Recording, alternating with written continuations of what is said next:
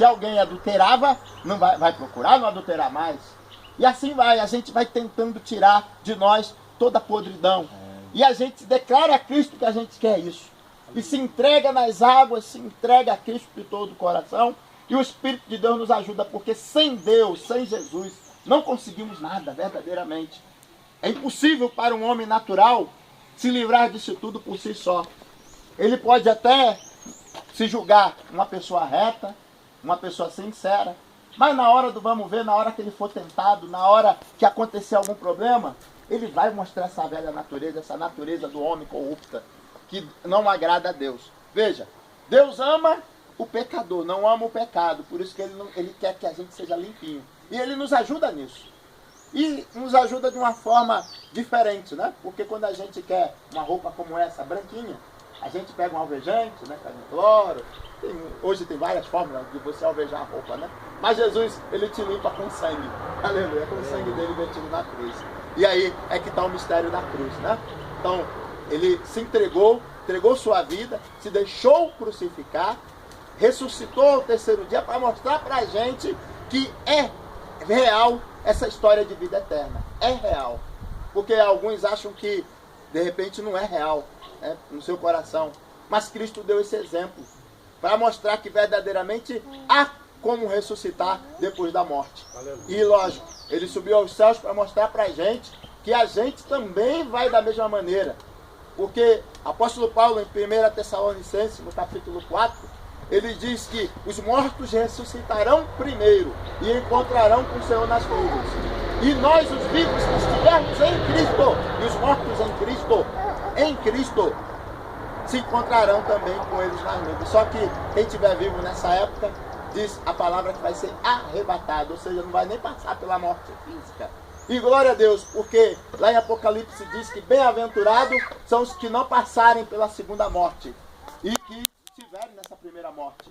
Porque, meus irmãos, a segunda morte vai ser aquela morte para o suplício eterno. Aquela morte que ninguém quer viver. E louvado seja o nome de Deus. Que vivamos com Deus, que vivamos com o Senhor, a vida eterna que Ele promete. E veja que Jesus, Ele fez questão de dar exemplo. Ele não tinha pecado nenhum para ser sepultado. Aliás, Ele era Deus em forma humana, né? Segundo João, logo no primeiro capítulo, né, de João. Ele dizendo que Ele era o Verbo e o Verbo era Deus, né? Então Ele se fez carne para mostrar para a gente o que nos espera depois da morte. Ou quando Ele nos arrebatar, se assim aprover a Deus. E louvado seja o nome do Senhor. Ele deu o exemplo. João Batista até estranhou. Mas eu vou te batizar? João Batista deve ter se olhado, né, para ele mesmo. Mas eu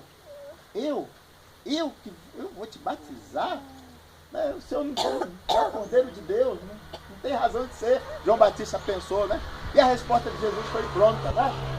Cabe a mim cumprir a justiça de Deus. Aleluia. Meus irmãos, e se os irmãos lerem também lá em Romanos 10, no versículo 9, quando fala da confissão de fé com a boca e com o coração, ali também no versículo seguinte, no versículo 10, diz que também ali nós praticamos nesse ato a justiça de Deus na confissão de fé. E assim, meus irmãos, são dois atos de justiça. O primeiro é a confissão de fé com a boca e com o coração, que todos aqui já fizemos. A segunda, louvado seja o nome do Senhor, é o batismo. Não é simplesmente um mergulho dentro d'água, entenda? Seria se a gente não tivesse sob a autoridade de Deus aqui. Porque se vocês forem num bar e tiver um bêbado lá, deixa que eu te batizo. Esse batismo não vai valer de nada, ele pode até falar as palavras, né? Eu batizo o nome do Pai, do Filho e do Espírito Santo. Mas se ele não tiver a autoridade de Deus, se não tiver um só com Deus, isso não vale nada. Então louvado seja o nome do Senhor.